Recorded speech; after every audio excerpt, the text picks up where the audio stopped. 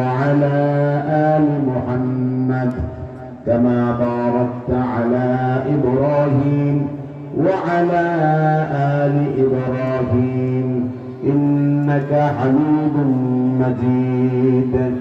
سبحان الله والحمد لله لا إله إلا الله الله أكبر.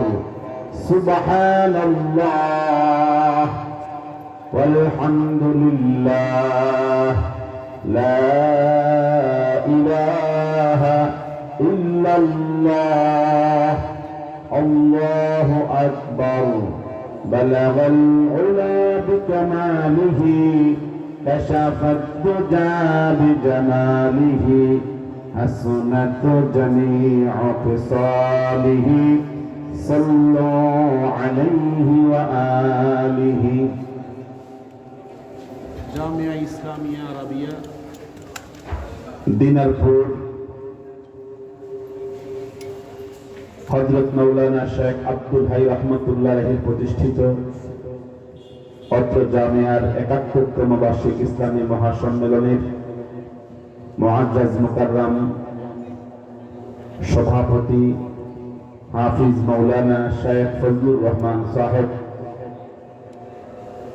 মাওলানা শেখ আব্দুল মতিন সাহেব হাফেজাহুমুল্লাহ, আমন্ত্রিত হাজারাত উলামায়ে কেরাম, মুরব্বিয়ানে এজাম, যুবক ভাইরা, পর্দানশীল শ্রবণরতা মা বোনেরা, স্নেহের আজিজ তালাবা, যে মহামনির আমাদেরকে আজকে এই মুবারক মাহফিলে জান্নাতের বাগানে ইলমের মজলিসে একত্রিত হওয়ার তৌফিক দান করেছেন, সকলে জবান খুলে পড়ছি আলহামদুলিল্লাহ। আর একটু জবান খুলে পড়ি আলহামদুলিল্লাহ। মুআজ্জাজ হাজিরিন, কোরআনুল কারীম থেকে একখানা আয়াতে কারিমা আর নবীজির অজস্র হাদিস শরীফ থেকে একখানা হাদিস শরীফ আপনাদের মাঝে তেলাওয়াত করেছি, পাঠ করেছি। এর আলোকে কিছু কথা আমরা শুনবার জন্য চেষ্টা করব ইনশাআল্লাহ। আয়াতে কারিমার মধ্যে আল্লাহ তাআলা যে কথাগুলো আমাদের জন্য মেসেজ করেছেন, আমাদের জন্য বলেছেন, এই কথাগুলো হলো এই পৃথিবীতে মানব গোষ্ঠীর দুনিয়ার জীবন যাপনের ক্ষেত্রে অনেক অত্যাচার, অনেক অবিচার, অনেক জুলুম, অনেক শোষণ এবং অনেক মন্দের মুখোমুখি হতে হবে। এজন্য একজন ইমানদার বান্দা বান্দির কি করণীয়? যে মুহূর্তে অত্যাচার করা হবে, জুলুম করা হবে, অন্যায় অবিচার করা হবে, ওই মুহূর্তে বান্দা বান্দির জন্য, বিশেষ করে ইমানদারের জন্য কি করণীয়, সেই কথাটি আল্লাহ তাআলা তার রাসূলকে আদেশ করেছেন এই আয়াতে কারিমার মধ্যে, এবং নবীজির মাধ্যমে গোটা উম্মতে মুসলিমার জন্য শিক্ষা দিয়েছেন।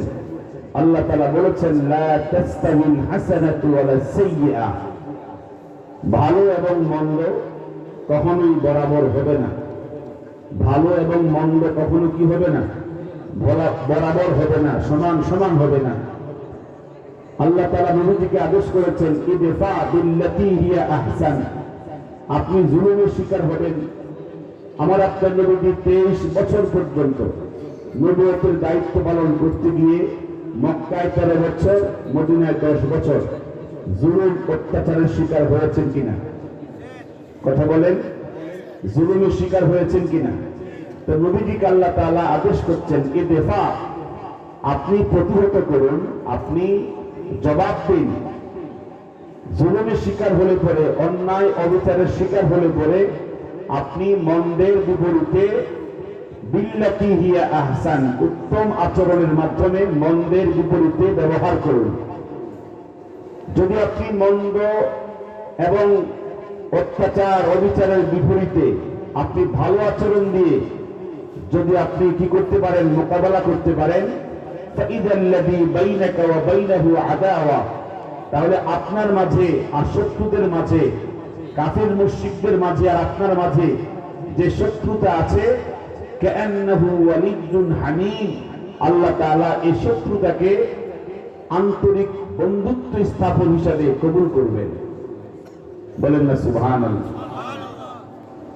তো এই আয়াতে কারিমা এটা বোঝাবার জন্য আপনাদের মাঝে আমি নবীজির সিরাত, নবীজির জিন্দেগি থেকে, নবীজির উসওয়া থেকে কিছু কথা আপনাদের সামনে সিয়ারু আলামিন নুবালা এবং উসতুল গাবা ফি তাময়িজিস সাহাবা, এই দুইখানা কিতাব থেকে খণ্ড খণ্ড ভিন্ন ভিন্ন ভাবে বর্ণিত কিছু কথা আপনাদের সামনে উপস্থাপন করতে চাই। রাসূলুল্লাহ সাল্লাল্লাহু আলাইহি সাল্লাম তিনি ইসলামের দাওয়াত দিয়েছেন। গরীব থেকে শুরু করে বাদশা পর্যন্ত প্রত্যেকের কাছে কালেমার দাওয়াত পৌঁছিয়েছেন। কি বলেন? একবারে গরীব থেকে অসহায় থেকে শুরু করে সর্বোচ্চ মহল পর্যন্ত নবীজি দাওয়াতের কাজ পৌঁছিয়েছেন।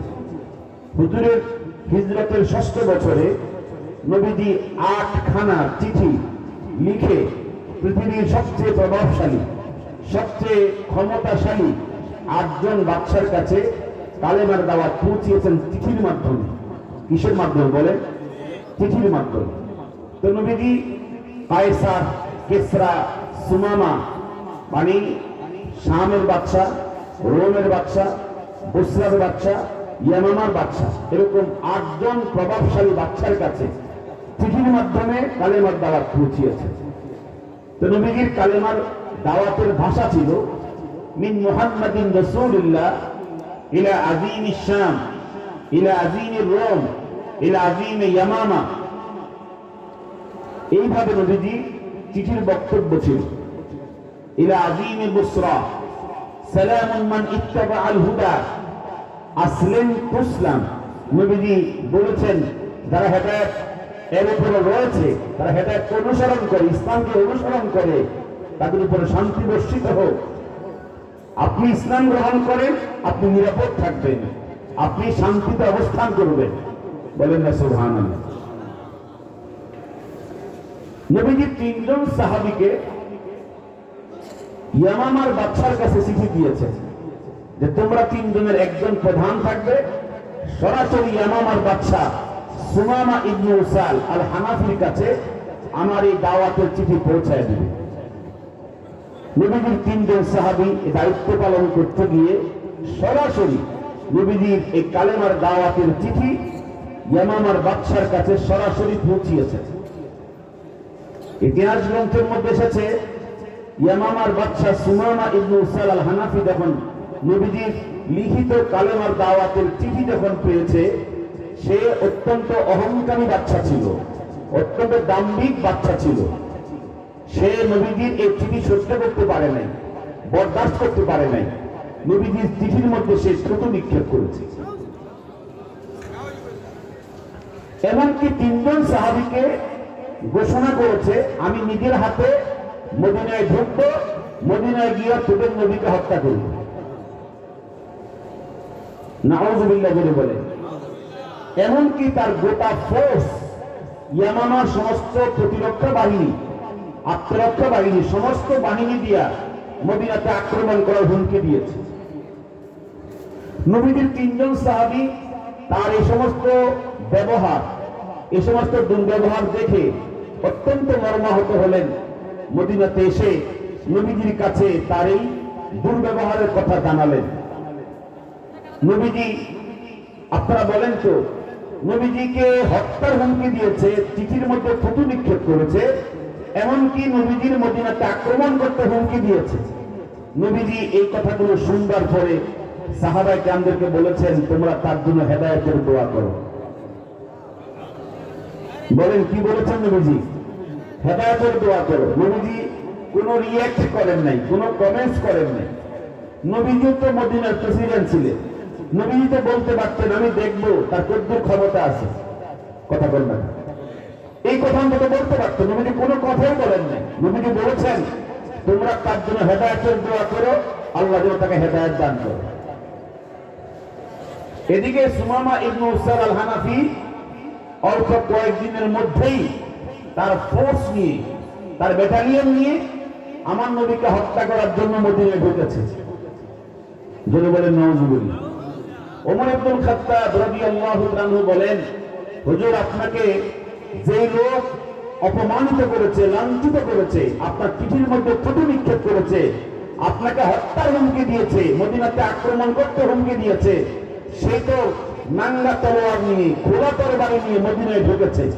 আমাদের খুব ভয় হচ্ছে যেই কোনো মুহূর্তে অতর্কিত ভাবে আপনাকে হামলা করতে পারে, আপনাকে হত্যা করতে পারে। নাউজুবিল্লাহ জোরে বলে। নবীজি বলছেন, তোমরা এমন কোন পেরেশানি করো না, বরং তোমরা তার জন্য হেদায়েতের দোয়া করো। ওমর ইবনুল খাত্তাব বলছেন, হুজুর আপনি আমাদেরকে সুযোগ দেন, আমরা গিয়ে তার গর্দান আলাদা করে দেই। গর্দান কি করে ফেলি? আলাদা করে ফেলি। হুজুর বলছেন, না, তোমাদেরকে আমি এই সুযোগ দেব না, বরং তোমাদেরকে বলেছি তার জন্য হেদায়েতের দোয়া করতে। তাকে বলো আমার সামনে আসতে। আপনারা বলেন, নবীদের কাছে কোনো তরবারি ছিল না, কোনো অস্ত্র ছিল না, অথচ সুমামা ইবনে উসাল পুরোপুরি প্রস্তুতি নিয়ে আমার নবীকে হত্যার জন্য মদিনায় ঢুকছে। কিন্তু আমার নবীজি বলেন, তোমরা বাধা দিও না, সেই জন্য আমার সামনে আসতে পারে, সুযোগ দিয়ে দাও। সুমামা ইবনে উসাল আমার নবীর দিকে আসতেছেন। হাদিসের মধ্যে এসেছে, নবীজি বলেছেন, নুসিরতু বিররুবি মাসিরাতা শাহরি, আমি নবী এমন নবী, আমার ক্ষমতা এমন ক্ষমতা, আমার শত্রুরা 1 মাসের দূরত্বে, 1 মাসের দূরে অবস্থান থাকার পরে শুধু আমার নামটা শুনলে তার কলিজা কম্পমান শুরু হয়ে যায়। এটা আমার নবীজির স্টাফ মুজিজা। নাম শুনলেই কলিজায় কি হয়ে যায়? কম্পন শুরু হয়ে যায়। নুসিরতু বিররুবি মাসিরাতা শাহরি, 1 মাসের দূরত্ব থেকে কোন মুশরিক, কোন কাফির, আমার কোন শত্রু আমার নাম শুনলেই তার কলিজা থরথরি শুরু হয়ে যায়। সাহাবায়ে কেরাম বলছেন, আমরা দেখতে পাচ্ছি হুজুর যখন বলেছেন তোমরা বাধা দিও না, সে আমার দিকে আসুক। দেখলাম নবীর দিকে সে যাচ্ছে, কিছু দূর যাওয়ার পরে তার সফর সে থামিয়ে দিয়েছে, তার গতি থামিয়ে দিয়েছে। আমরা দূর থেকে লক্ষ্য করছি তার তরবারি কাঁপতে কাঁপতে জমিনে পড়ে গেছে।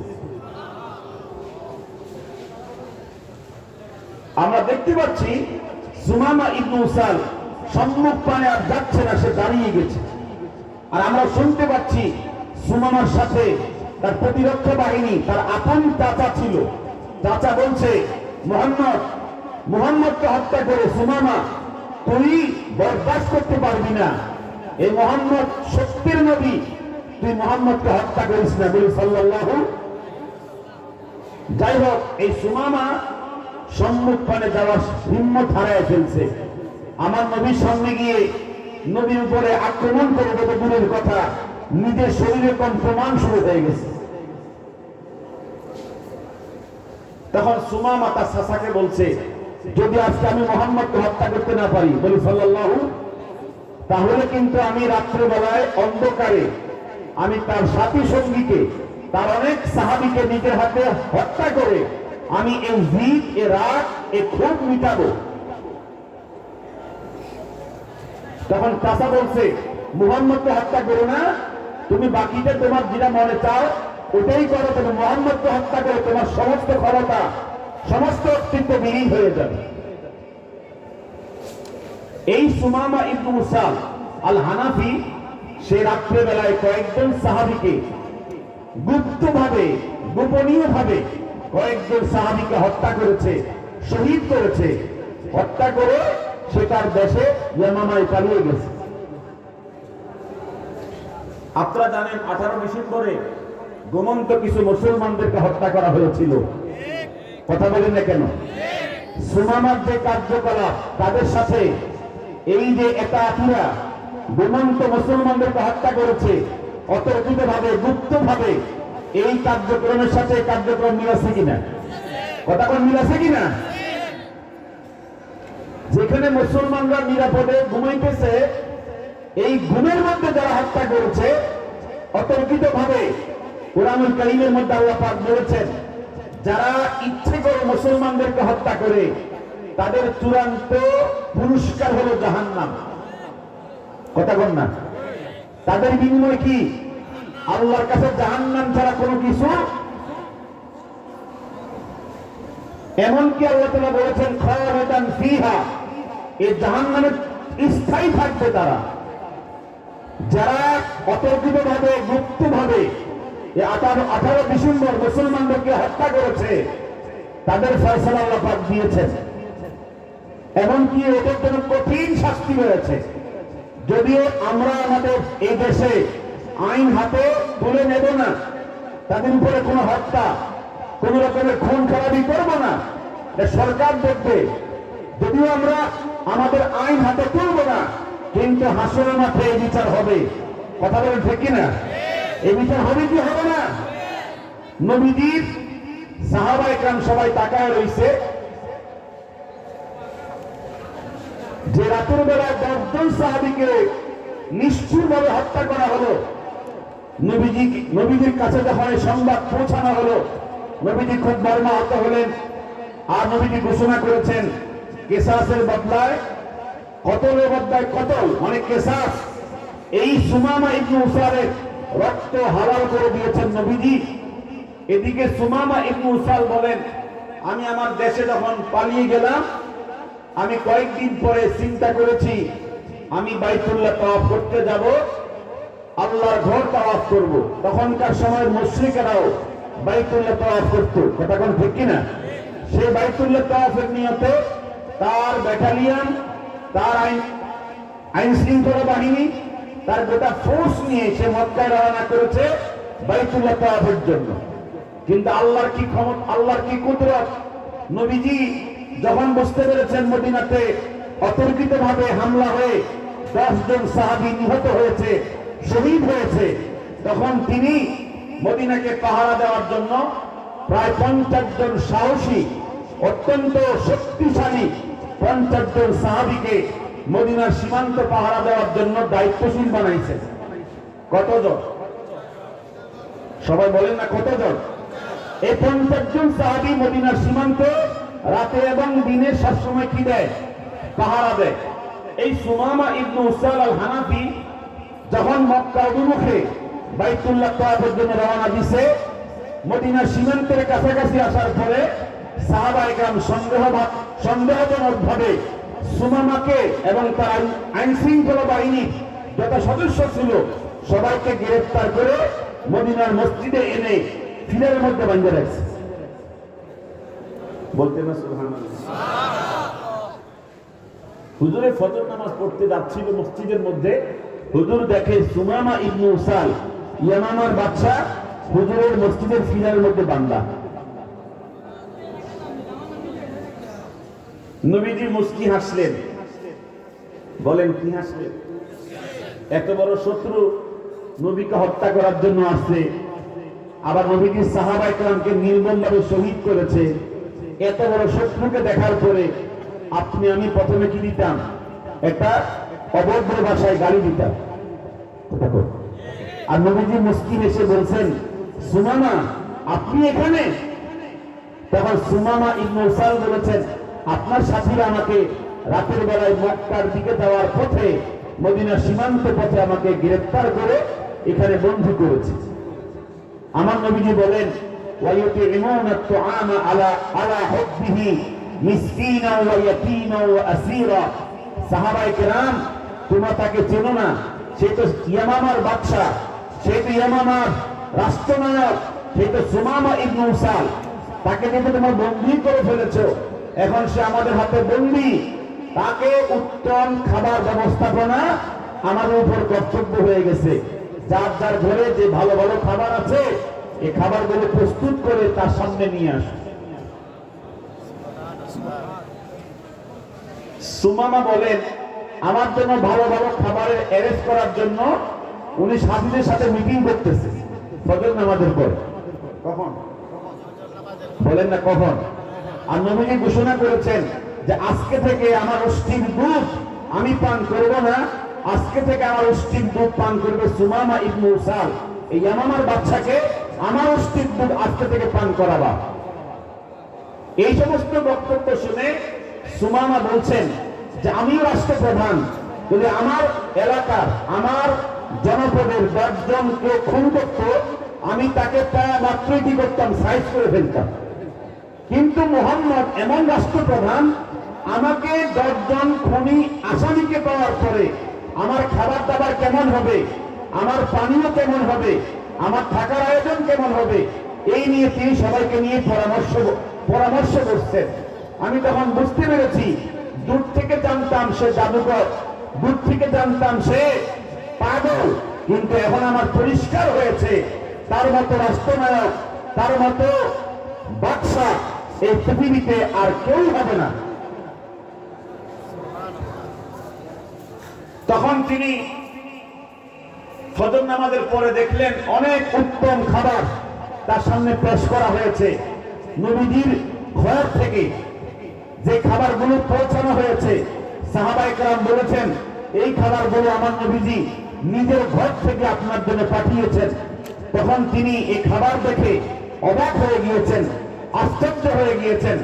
ফজর নামাজের পর থেকে জোহর নামাজ পর্যন্ত কত সাহাবী আমার কাছে আসলো, আমার থেকে বিদায় নিল, একজন সাহাবীও একটা খারাপ মন্তব্য, একটা খারাপ আচরণ, একটা মন্দ ব্যবহার আমার সাথে করলো না। অথচ সবাই জানে আমি রাত্রে বেলায় অতর্কিত ভাবে ওদের 10 জনকে খুন করেছি। এত বড় অপরাধী হওয়ার পরেও তাদের একজন সাথী সঙ্গী আমার সাথে খারাপ আচরণ করলো না। আমি তখন জিজ্ঞেস করলাম একজন সাহাবীকে, তোমরা আমার সাথে খারাপ আচরণ করো না কেন? তখন ওই সাথী বলেছে, আমাদের নবী নিষেধ করেছেন ইসলাম ধর্মে মন্দের বিপরীতে মন্দ ব্যবহার করা ইসলামের বৈধ নয়। এজন্য আমাদেরকে নিষেধ করার কারণে আমরা আপনার সাথে বন্দী হওয়ার কারণে কোনো খারাপ আচরণ করতে পারতেছি না। জোহর নামাজ গেল, আসর নামাজ গেল, মাগরিব ইশা, এরপরে ফজর জোহর আসর মাগরিব ইশা, 2 দিন 10 ওয়াক্ত নামাজ গেল। সুমামা বলেন এই আযান হয়ে যায়, এই ইকামত হয়ে যায়, সাহাবায়ে কেরামের কোনো আওয়াজ নাই, নিরিবিলি ওযু করে আবার নামাজে দাঁড়িয়ে যাচ্ছে। কাতারে দাঁড়িয়ে গিয়ে ইমাম তেলাওয়াত করে, এই সাহাবায়ে কেরাম পেছনে রুকু করে সিজদা করে, ওদের নামাজ, ওদের আযান, ওদের চাল চলন, ওদের আচার আচরণ, ওদের সৌন্দর্য দেখে আমার দিনের মধ্যে একটা রেখাপাত সৃষ্টি হয়েছে। আমিও মূর্তি পূজা করি, আমি একটা দিন পালন করি। আমার দিন থেকে মুহাম্মদের দিন আসমান জমিন পার্থক্য। আমিও রাষ্ট্রনায়ক, আমিও দেশের একজন রাষ্ট্রপতি, কিন্তু মুহাম্মদের রাষ্ট্রনায়ক, তার কার্যক্রম আর আমার কার্যক্রম আকাশ জমিন পার্থক্য। তখন এই সুমামা বলেন, ওয়াল্লাহি মা মিন ওয়াজহিন আবগাদু ইলাইয়া মিন ওয়াজহি মুহাম্মাদিন, আল্লাহর কসম করে বলি আমার অন্তরে মুহাম্মদের চেহারা থেকে এত নিকৃষ্ট চেহারা, এত ঘৃণিত চেহারা পৃথিবীর কোন চেহারাই ছিল না। কিন্তু এই 2 দিন মদিনায় থেকে থেকে মুহাম্মদ যখন আমার দিকে আসে, একটা মুস্কি হেসে চলে যায়, আবার যখন বিদায় নেয় মুস্কি হেসে চলে যায়। এত বড় শত্রু হওয়ার পরে আমার সাথে যে আচরণ করতেছে, এই আচরণ দেখতে দেখতে আমার অন্তর এত এত বেশি পরিবর্তিত হয়েছে। আল্লাহর কসম করে বলি, ওয়াল্লাহি মা মিন ওয়াজহিন আহাব্বু ইলাইয়া মিন ওয়াজহি মুহাম্মাদিন। 2 দিন তাদের ব্যবহার, তাদের চালচলন দেখতে দেখতে আমার অজান্তেই আমার অন্তরে মুহাম্মদের চেহারাই সবচেয়ে প্রিয় হয়ে গেছে, সবচেয়ে মহব্বতের হয়ে গেছে। সিরাত গ্রন্থের মধ্যে এসেছে, সুমামা বলেন, ওয়াল্লাহি মা মিন মদিনাতিন আবগাদু ইলাইয়া মিন মদিনাতি মুহাম্মাদিন। মুহাম্মদের শহর থেকে এত নিকৃষ্ট শহর, এত ঘৃণিত শহর আমার অন্তরে কোন শহরই ছিল না।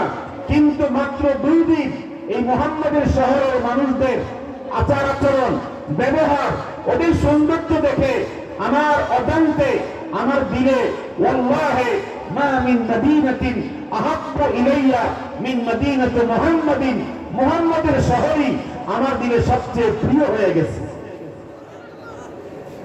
বলতেন না সুবহানাল্লাহ?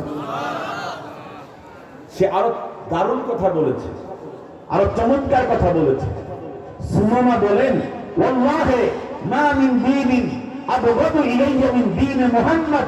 আল্লাহর কসম করে বলছি, মুহাম্মদের দিন, মুহাম্মদের ধর্ম থেকে পৃথিবীর কোন ধর্মই আমার অন্তরে এত ঘৃণিত, এত নিকৃষ্ট ছিল না। কিন্তু এই 10 দিনের আজান, ইকামত, জামাত, সাহাবীদের নামাজ, তেলাওয়াত, রুকু, সিজদা, এদের ব্যবহার দেখে আল্লাহর কসম করে বলছি, ওয়াল্লাহি মা মিন দীনিন আহাব্বু ইলাইয়া মিন দীন মুহাম্মদ। মুহাম্মদের দ্বীন আমার অজান্তে আমার কলিজার মধ্যে সবচেয়ে প্রিয় হয়ে গেছে। আমার কথা বুঝতেছেন আপনারা? আল্লাহ রাসূলকে আল্লাহ পাক বলেছেন, ইদফা বিল্লাতি হিয়া আহসান। আপনি জুলুমের প্রত্যুত্তর দিবেন জুলুম দিয়ে নয়। আপনি মন্দ আচরণের প্রতি উত্তর দিবেন মন্দ আচরণ দিয়ে নয়। আপনি মন্দ আচরণের প্রতি উত্তর দিবেন ভালো আচরণ দিয়ে। কথা বলেন ঠিক কিনা? এই ইতিহাস গ্রন্থের মধ্যে আরো এসেছে, 2 দিন যাওয়ার পরে নবীজি আসলেন সুমামার সামনে। হুজুর এসে মুস্কি এসে বললেন, আপনি মদিনায় 2 দিন ছিলেন, কোনো কষ্ট হয়েছে? এটা শুনতে না কেমন লাগে, কিন্তু আসলে বাস্তবতা খুব কঠিন। কথা কোন বাস্তবতা খুব।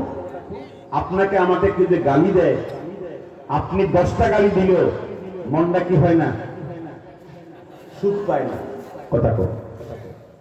আপনাকে কেউ খারাপ আচরণ করলে এর বিপরীতে আপনি খারাপ আচরণ করতে না পারলে মনের জ্বালা থামে না। কথা কোন থামে? থামে। রাসূলুল্লাহ সাল্লাল্লাহু আলাইহি ওয়াসাল্লাম বলেছেন, আপনি 2 দিন আমার এখানে ছিলেন, আপনার কেমন কষ্ট হয়েছে? সুমামা তখন জবাব দেয়, আমি বাদশাহী, আমার রাজ দরবারে যখন আমি বাদশাহ থাকি, আমি সেখানে যেরকম খানা পিনা থাকা, আমার পরিবেশনা, ওখান থেকেও আপনার এখানে আরো ভালো ভালো আছি, আর উত্তম ভাবে আছি। তবে ওখানে আমার হাত কি ছিল না?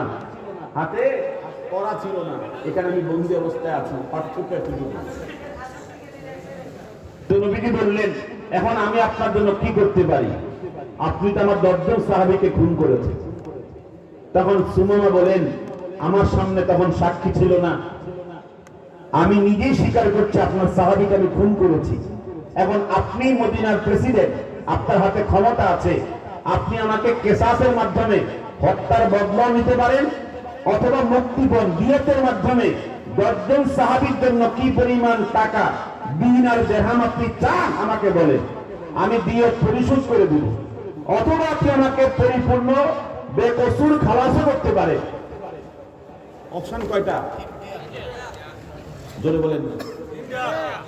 নবীজি বলছে, ওমর এদিকে আসো। ওমরকে ডেকে নবীজি বলছেন, তার বাঁধন ছুটাইয়া দাও, তাকে খুলে দাও, তাকে ছেড়ে দাও। ওমর বলতেছে, যেখানে 10 জন সাহাবীকে এভাবে গুপ্তভাবে হত্যা করেছে, আর নবীজি তাকে বাঁধন ছুটাইয়া ফেলতেছে, এটা কেমন কথা? কিন্তু নবীজি আদেশ করেছেন বাঁধন ছুটিয়ে দেওয়ার জন্য।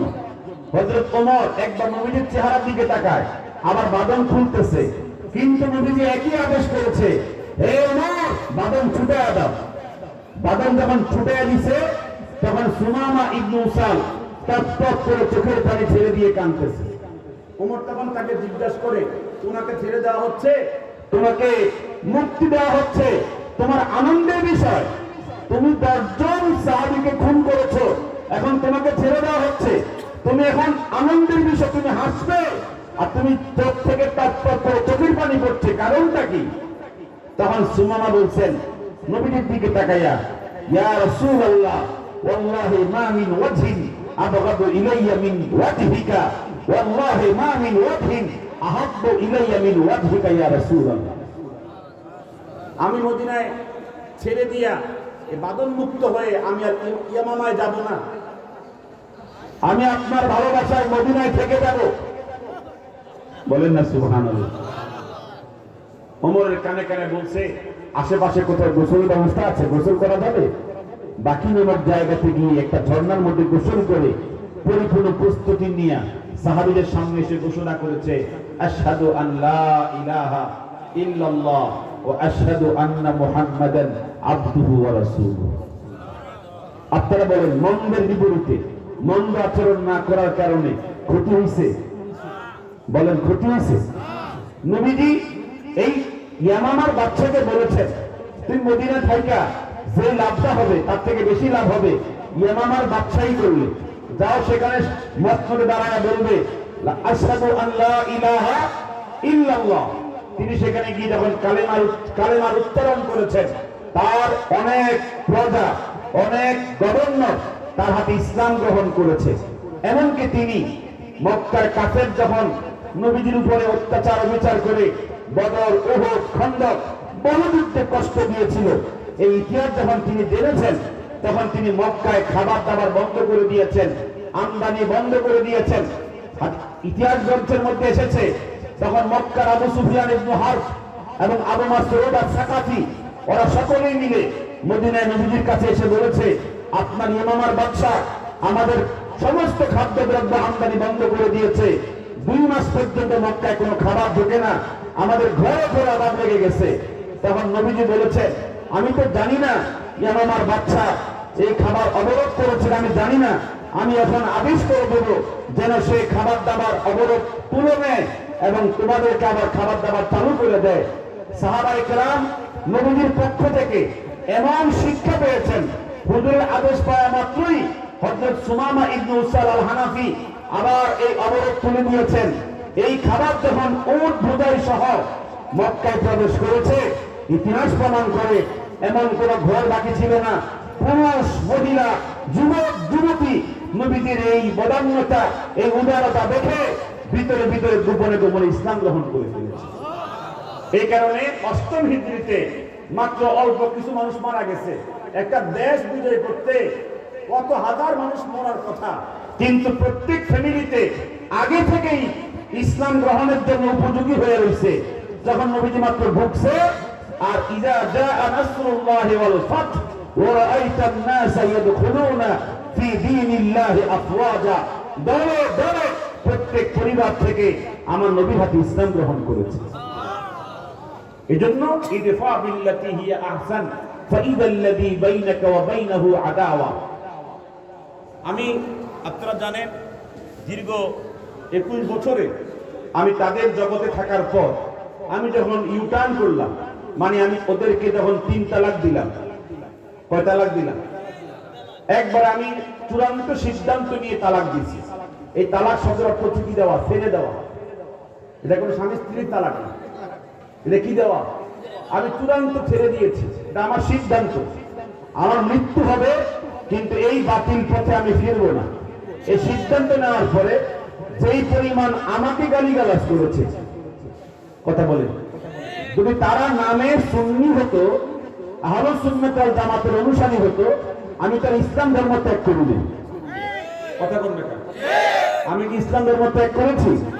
আমি তো ধর্ম ত্যাগ করি নাই। তা আমাকে যে পরিমাণ গালিগালাজ করেছে, যে পরিমাণ অশ্রাব্য ব্যবহার করেছে, তাতেই বোঝা যায় ওরা নবীজির শিক্ষা এখনো, কথা বল, শিক্ষা এখনো। এই জন্য আমি বলবো, যারা গালিগালাজ করেছেন আমার নাম্বারে যোগাযোগ করে আমার থেকে ক্ষমা নিয়ে নেন, নাহলে কিন্তু হাসরের মাঠে এইটা আমি ক্ষমা না করলে কিন্তু ক্ষমা মিলবে না। কথা বল, ক্ষমা মিলবে? আমাকে তারা হুমকি দিয়েছেন, আমাকে গুম করতে বলেছেন, আমাকে এই করবেন সেই করবেন। আমি মনে করি এই শিক্ষা তারা এখনো পায় নাই। কথা বল, ঠিক কিনা? এই শিক্ষা পাইলে এভাবে কি করতে না, গালিগালাজ করে এই সমস্ত আচরণ দুর্ব্যবহার করতে না। আল্লাহ পাক যেন আহলুস সুন্নাত ওয়াল জামাতে যারা আমরা আছি, আমরা যেন মন্দের বিপরীতে মন্দ আচরণ না করি। আমরা যেন মন্দের বিপরীতে নবীজির শিক্ষা মতো, কোরআনের শিক্ষা মতো ভালো আচরণ করতে পারি। সেই শিক্ষা, সেই তরবিয়ত যেন আমরা গ্রহণ করতে পারি। আল্লাহ পাক সকলকে তৌফিক দান করে, বলেন না আমিন। আল্লাহ পাক, আমি আজকে আর কথা বাড়াচ্ছি না, আপনাদের মাঝে এসেছি, আমি শরীক হতে পেরেছি, এই জন্য শুকর গুজার করছি। যদিও আজকের এই প্রোগ্রামটা ছিল না আমার, এখানের কর্তৃপক্ষ আমাকে বলেছে যাওয়ার পথে একটু সময় দেওয়ার জন্য। আমি সবাইকে আন্তরিকভাবে মোবারকবাদ জানাচ্ছি। যারা আজকে এখানে এসেছেন, অনেক রাত পর্যন্ত ওলামায়ে কেরাম বয়ান করবেন, সকলের বয়ান শুনে নিজের মধ্যে কিছু পরিবর্তন, নিজের মধ্যে কিছু আমল ঢোকানোর জন্য চেষ্টা করবেন। আল্লাহ আমাদের সকলকে দ্বীনের পথে আরো মজবুত থাকার তৌফিক দান করেন। আসসালামু আলাইকুম ওয়া রাহমাতুল্লাহি ওয়া বারাকাতুহু। আলহামদুলিল্লাহ।